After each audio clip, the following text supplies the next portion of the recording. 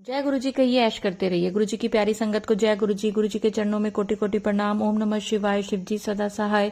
ओम नमः शिवाय। गुरु जी सदा सहाय। संगत जी, आज गुरु जी ने एक ऐसा प्यारा थॉट भेजा है कि सारी संगत के लिए है कि कभी भी आप ना कोई भी मैसेज देख के ना परेशान मत हो जाओ।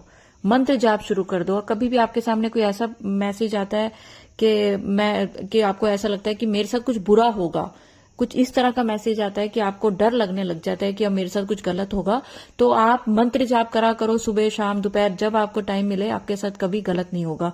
वो बुरा टाइम, वो बुरी घड़ी भी टल जाएगी। गुरु जी का ये आज का मैसेज है हर संगत के लिए कि कभी कहीं की कोई ऐसे मैसेज आ जाते हैं ना कि अगर अनदेखा कर दिया तो ये हो जाएगा, इग्नोर कर दिया तो ये हो जाएगा। ऐसा कुछ नहीं होगा। जब भी ऐसा कोई मैसेज देखें सुने और आपको डर लगे कि मैंने, जैसे अब ये जो मैं आपको अब सत्संग सुनाने जा रही हूँ, तो आंटी बहुत डरी हुई हैं, तो आंटी आपको डरने की जरूरत नहीं है। गुरुजी का हाथ आपके सिर पर है, आपके साथ और आपके बच्चों के साथ कोई कुछ भी बुरा नहीं होगा, कुछ अनर्थ नहीं होगा।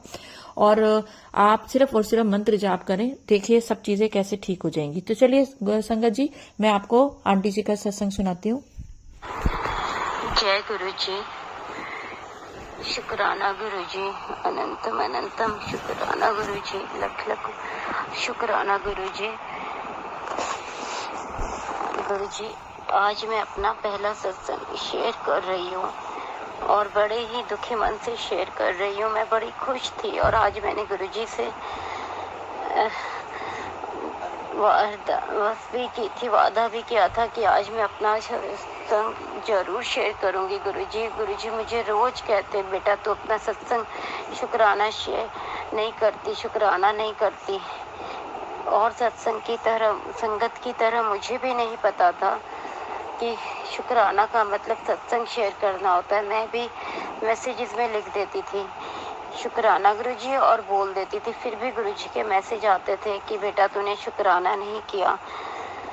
और फिर मुझे समझ में आया संगत के सत्संग सुन के कि शुक्राना का मतलब सत्संग शेयर करना होता है। और आज मैं बहुत खुश भी थी कि आज मैं गुरु जी अपना सत्संग शेयर करूंगी। और गुरु जी कहते हैं अपनी जर्नी शुरू से शेयर करो।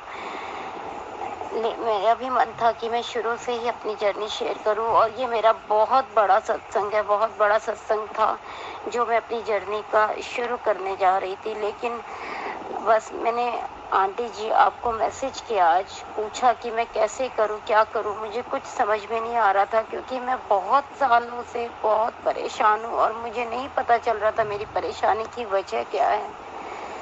जब गुरुजी मेरी लाइफ में आए, मुझे बताया कि तेरी परेशानी का कारण क्या है बेटा, तब मुझे समझ में आया। और अभी बस मैं सत्संग शेयर ही करने जा रही थी। आंटी जी आपका मैसेज आया कि आप इस तरीके से अपना सत्संग इस पर रिकॉर्ड कीजिए और भेजिए।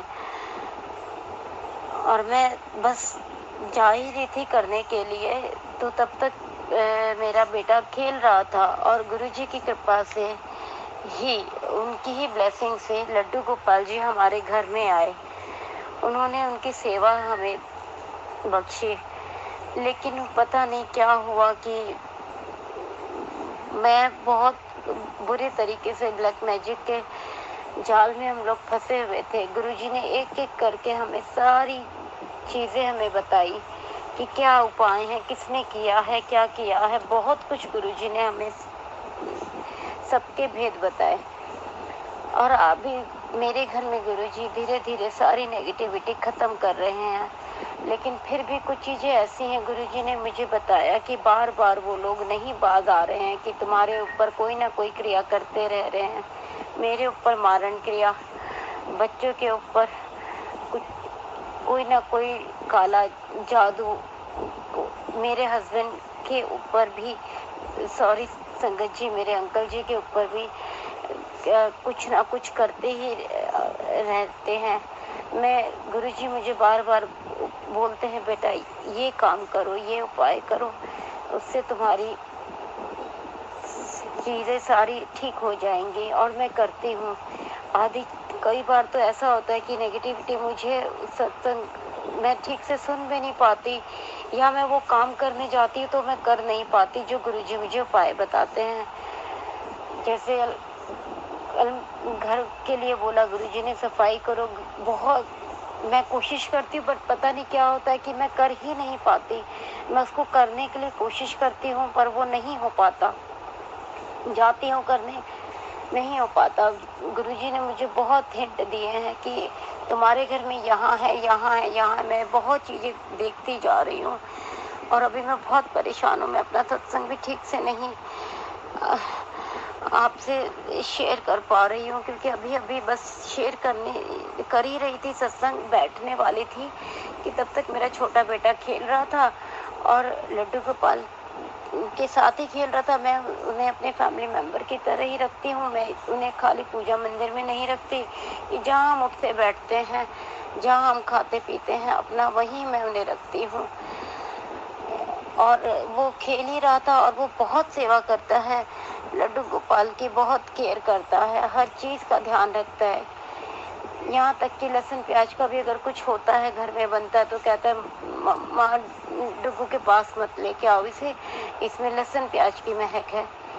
और पता नहीं कैसे अभी उसी के ही हाथों बस वो खेल रहा था और जिस बास्केट में लड्डू को हम रखते हैं, वो बास्केट उससे गिर के बेड से नीचे गिर गई और बस मेरा एकदम वहीं पे मेरा एकदम हाथ पैर फूल गया और वो बहुत रोया, अजीब सा वाइब्रेशन करने लग गया। मैं डर गई एकदम कि पता नहीं क्या हुआ इसे, बहुत बुरी तरह चीखने लग गया, जैसे कि कोई नेगेटिविटी मतलब हटी हो या क्या हुआ हो, कि बहुत बुरे तरीके से रोया है वो।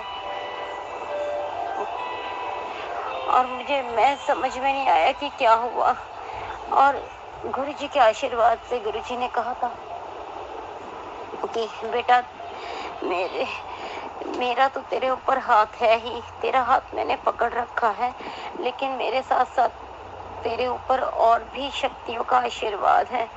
और दुर्गा माँ का भी मुझे मैसेज आया था कुछ दिन पहले कि अगर मैंने बेटा दिया है तो मैं ले भी लूँगी, पर मैं माता से के आगे हाथ जोड़ के विनती करती हूँ, गुरुजी आपके आगे भी हाथ जोड़ के विनती करती हूँ कि डुग्गू को, मैंने लड्डू गोपाल को डुग्गू नाम दिया था और मेरे बेटे को भी पसंद था और हमने उसे फैमिली मेंबर की तरह का।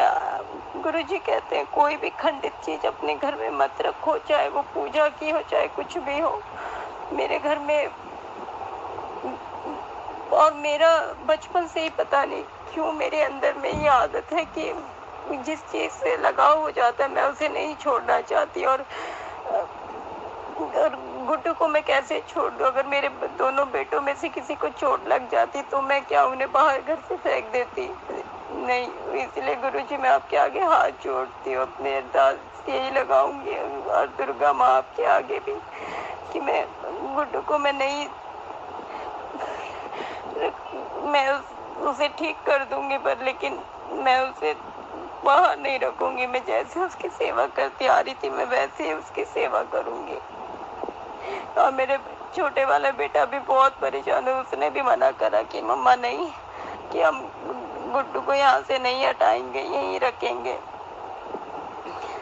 माफ करिएगा गुरुजी, और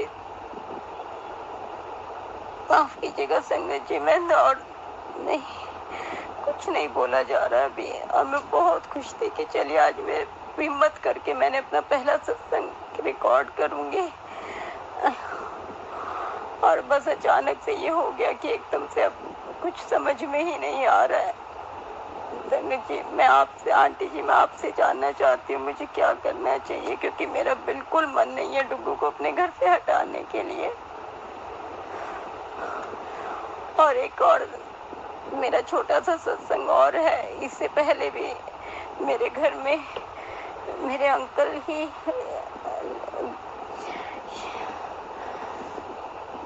कृष्ण भगवान की मूर्ति लाए थे, काफी बड़ी, और उसका हम मुझसे जैसे भी होता था, एक नेगेटिविटी की वजह से मैं ढंग से पूजा पाठ भी नहीं कर रही थी। मैं जब करने लगी शुरू करा तो धीरे धीरे कभी अच्छे से हो जाता था, कभी वो चीज़ मुझे खींचती थी कि मुझे नहीं करनी है, या हमारे घर में लड़ाई झगड़े हो जाते थे। मैं दिया भी जलाती थी तो मेरे अंकल गुस्सा करते थे, तो मैं उनके सामने दिया भी नहीं जलाती हूँ, मैं कुछ नहीं करती हूँ कि दिया क्यों जल रहा है, धूप क्यों लगाई है, कुछ भी क्यों किया है। तो मैं अपना मन में ही करती थी। जब वो चले जाते थे तो मैं दिया बत्ती करती हूँ। गुरुजी को भोग भी लगाती हूँ, तो मैं सुबह नहीं कर पाती, उनके जाने के बाद ही करती हूँ। अभी हाल ही 2023 में दिसंबर में मेरे हस्बैंड का एक्सीडेंट हुआ, पता ही नहीं चला, रात के वक्त हुआ। और उससे पहले बोला उन्होंने कि मैं 11 बजे तक घर आ जाऊंगा, और ठीक 11 बजे टाइम देखा तो अजीब सा मुझे, मतलब वैसा सन्नाटा कभी महसूस नहीं हुआ घर में। और मैं उन्हें फ़ोन करती रही, वो फ़ोन भी नहीं उठाया। उसके बाद 12 बज गए, 12:15 हो गए, तो फ़ोन आया उनका कि मेरा ऐसे ऐसे एक्सीडेंट हो गया है। तो मैंने पूछा कि कहाँ पर है, कि लेने के लिए आते हैं या क्या करें, कुछ समझ नहीं आ रहा था। सुन के एकदम दिमाग काम ही करना बंद कर दिया। फिर हमने बोला, मेरे अंकल जी ने बोला नहीं मैं खुद ही आ रहा हूँ, धीरे धीरे स्कूटी पे थे, और कि मैं खुद ही आ रहा हूँ। फिर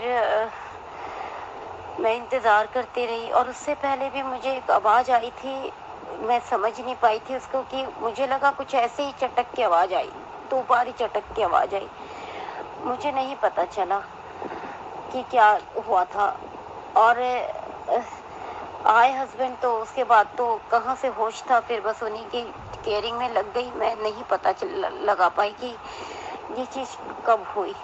उसके बाद उनका 26 दिसंबर 2023 को एक्सीडेंट हुआ। उनके पैर में चोट आई, पैर का नाखून पूरा नील पड़ गया था, पैर का अंगूठा, और उनके शोल्डर में और उनकी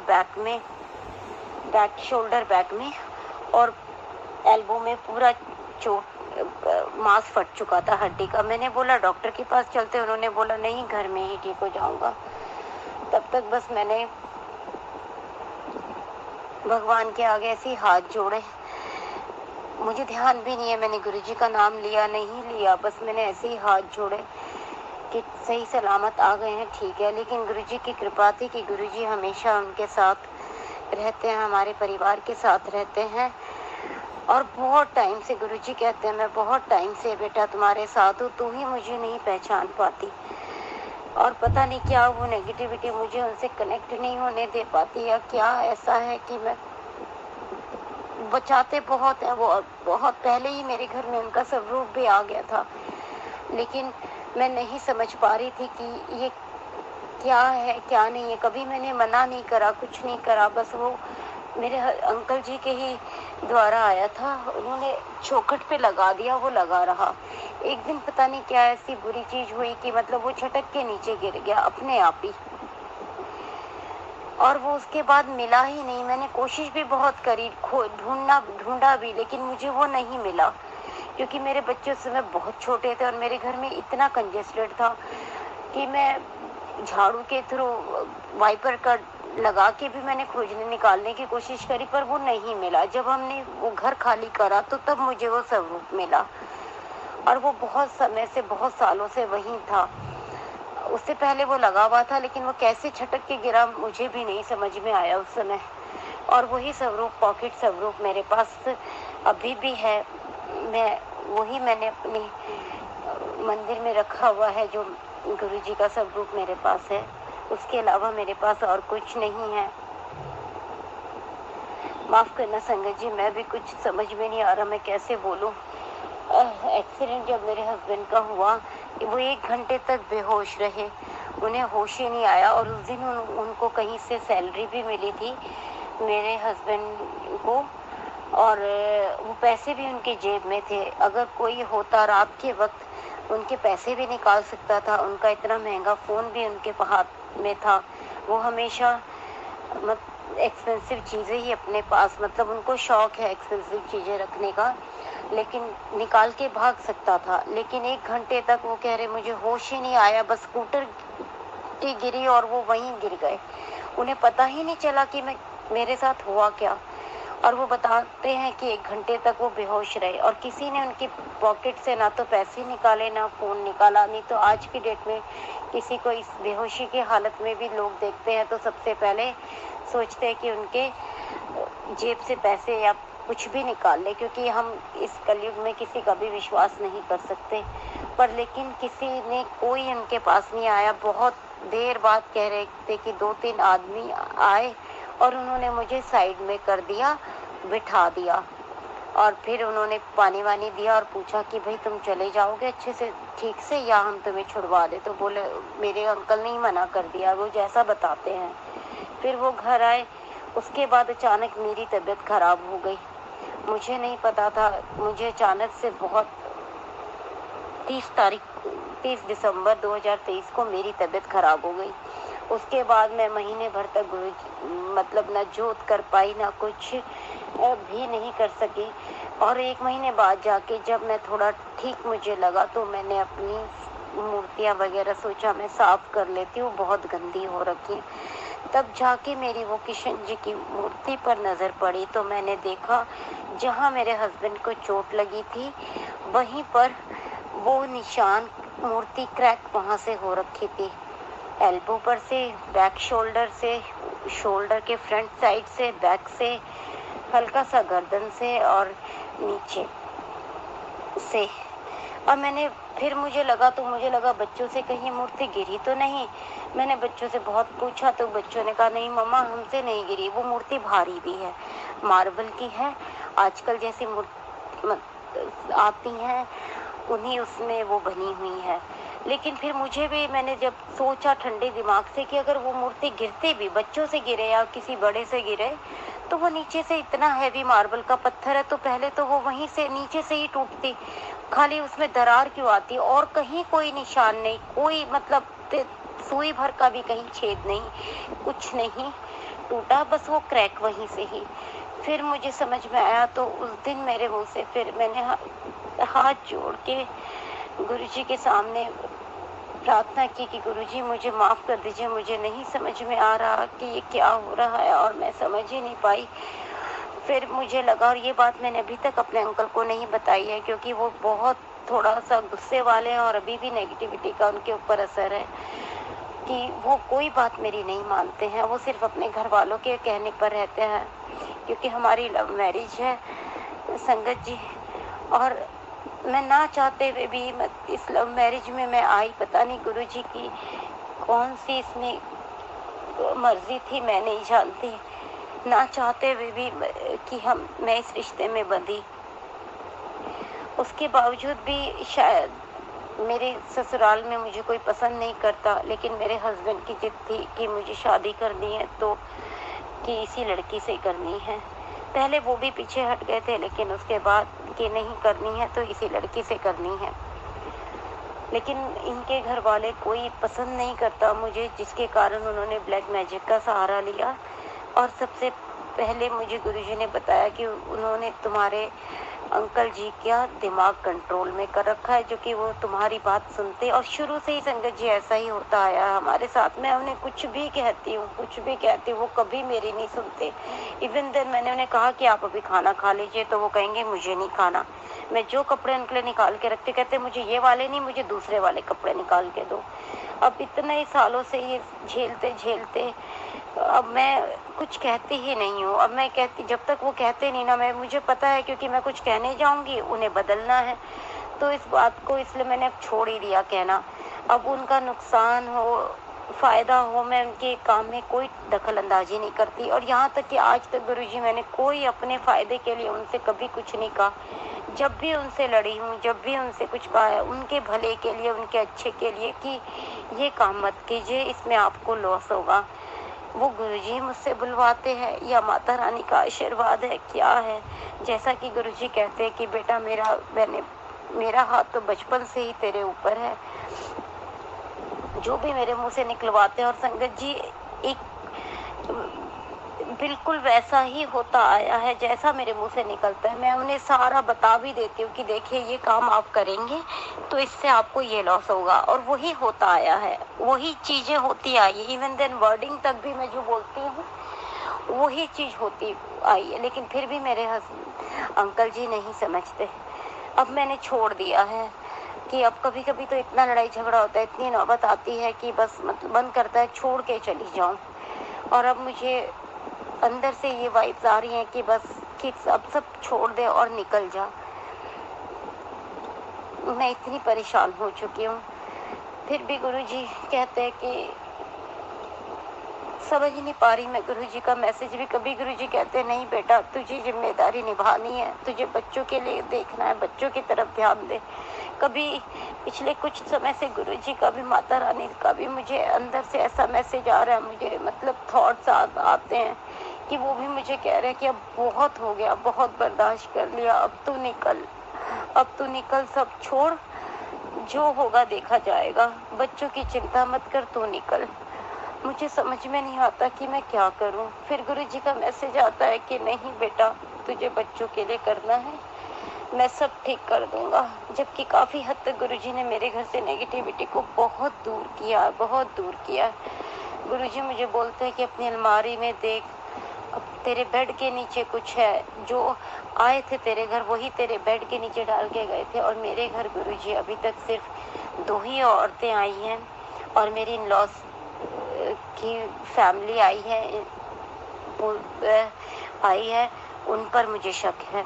और गुरुजी ने मुझे बताया भी कि ऐसे ऐसे ये चीज़ें यहाँ हैं। लेकिन मैं करने जाती हूँ, पता नहीं क्या होता है कि एक दिन तो मैं 10 से 15 बार उस बेडरूम में गई कि मैं जाके उस चीज़ को साफ करूँ। लेकिन पता, जैसे ही मैं बेडरूम में जा रही हूँ मेरा सर घूम रहा है, मुझे अजीब सा लग रहा है जैसे मैं जाके सो जाऊँ। मैं आके फिर दूसरे वाले रूम में लेट जा रही हूँ, सो जा रही हूँ। फिर मुझे लगता है कि नहीं, उठ चल, तू उस रूम को साफ कर। गुरुजी मुझे उठाते हैं, मैं फिर जाऊं और मैं फिर वही, मेरे साथ ऐसा करते करते पूरा दिन 15 से 15 बार ऐसा मेरे साथ हुआ। लेकिन मैं नहीं कर पाई। अब मैं धीरे धीरे मैं अपने घर को थोड़ा थोड़ा करके साफ करूँ। मेरे घर बहुत ही मतलब अजीब सा, कोई देखेगा तो जो भी मेरे घर में भी आएगा कहेगा कि सच में तेरे घर बहुत ज़्यादा नेगेटिविटी फैली हुई है, ये क्या हो रखा घर का हाल। मतलब रूम क्या, किचन क्या, मैं क्या बताऊँ क्या हाल हो रखा है। मैं जानती हूँ मैं कैसे काम, जिस काम में मुझे 5 से 10 मिनट लगती है, मुझे सफाई, नीट एंड क्लीन की चीज़ें, बच्चों को दूर, मतलब सब कुछ करूँ, उसमें मुझे घंटा निकल जा रहा है। एक साफ सुथरा घर रहता है तो काम करने में आसानी होती है, सब कुछ होता है। लेकिन इस नेगेटिविटी की वजह से मुझे बहुत टाइम लग रहा है। फिर भी काफ़ी हद तक मेरे घर में सब कुछ अच्छा हो रहा है। और आज ही गुरुजी का मैसेज आया था, वो मैसेज मैं भी पढ़ नहीं पाई क्योंकि मैंने गुरुजी से वादा किया था, गुरुजी आज मैं ज़रूर सत्संग शेयर करूंगी, आज मैं ज़रूर करूंगी। मैं कल भी करने वाली थी लेकिन कल बहुत लेट हो गया था, तो मुझे लगा कि मैं किसी को इस समय ना परेशान करूं। बहुत लेट हो गया था, मेरा मन करा था मैं 10 बजे सत्संग शेयर करूं, लेकिन मैंने कहा ये लेट हो गया, ये समय शेयर अभी मैं नहीं करती। गुरुजी और अभी जो इंसिडेंट ये हुआ कि गुड्डू को चोट लगी, उसके बाद से एकदम मैं मतलब शरीर ही मेरा काम करना बंद कर गया। बस मैं क्या बोल रही हूँ, गुरुजी क्या बुलवा रहे मैं नहीं जानती। गुरुजी मेरे सेवा पर कृपा बनाए रखी।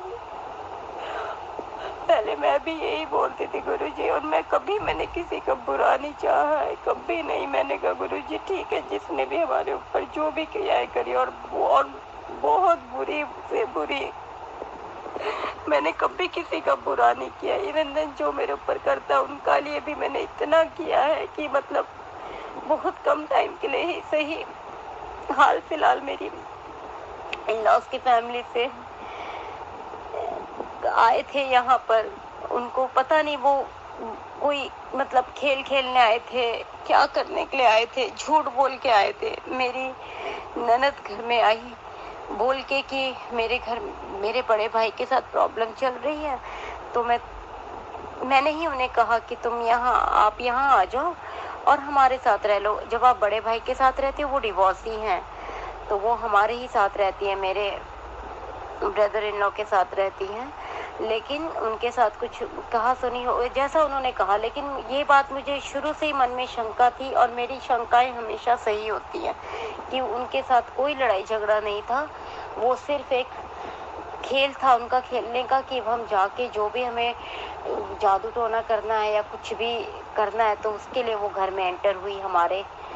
और गुरुजी ने स्ट्रिक्टली मैसेज दिया कि किसी को अपने घर में ऐसे लोगों को एंटर मत करने दो, लेकिन मैं क्या करूं संगत जी, इन लॉज की फैमिली है, मैं उन्हें रोक भी नहीं सकती आने से। अभी इसमें भी गुरुजी की ही महिमा, आगे क्या होगा क्या नहीं होगा मैं नहीं जानती, क्योंकि गुरुजी भी कब तक खत्म करते आएंगे। इतना ज्यादा है ब्लैक मैजिक का उनका असर। कहने लगे वो लोग, मैं बार बार गुरुजी हटाते हैं लेकिन वो बार बार बाज नहीं आते। गुरुजी कहते हैं वो लोग बाज ही नहीं आ रहे, वो कुछ ना कुछ लगे ही हुए हैं, करते ही जा रहे हैं।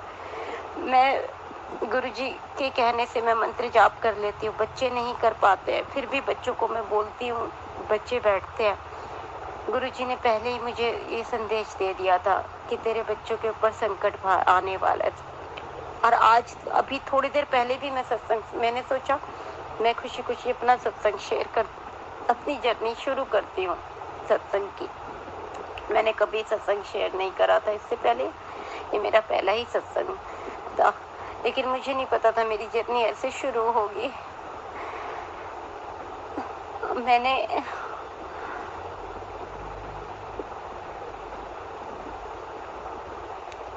माफ कीजिए सत्संगी, मुझे जो जो याद आ रहा है मैं बस वही बोलते जा रही हूँ। अभी मेरी ननद घर में आई, वो रही 10 दिन और उन्होंने इस तरीके से वो किया और उस समय मेरी इतनी हालत खराब थी, मैंने फिर भी उनके लिए किया। मैं खुद नहीं खाती थी, अपना नहीं देखती थी, पहले बच्चों को दिया, उनको दिया, इतना मैंने अपने हस्बैंड के लिए भी नहीं किया। जैसे ही ऑफिस से आई भाग के उनका बैग पकड़ना, भाग के टॉवल, उनके नहाने के आने के बाद चेंज करने के लिए कपड़े, उनके सब वॉशरूम में रखने, आने से पहले ही, जैसे एक वाइफ अपने हस्बैंड के लिए करती है।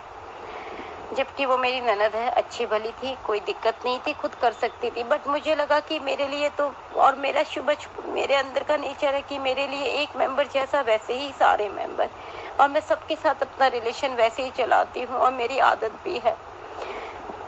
गरम गरम उनको सुबह के टिफिन भी उनका गरम गरम पैक करना, सुबह ही उनके लिए बनाना, सब कुछ सुबह सुबह उनको देना। पर फिर भी पता नहीं क्यों उन्होंने किस जेलसी में किया, क्या उनको प्रॉब्लम है मैं नहीं जानती। जबकि मैंने आज तक अपने ससुराल से एक बहू होने के नाते एक हैंकी तक मैंने नहीं लिया, और ना ही मेरी इच्छा है, ना मैं कहती मुझे चाहिए।